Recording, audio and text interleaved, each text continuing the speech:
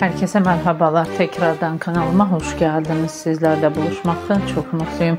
Bugün de sizlere Yağmur Öztürk ve Erkan çiftinden güzel görüntüler, tatil paylaşımları sunacağım.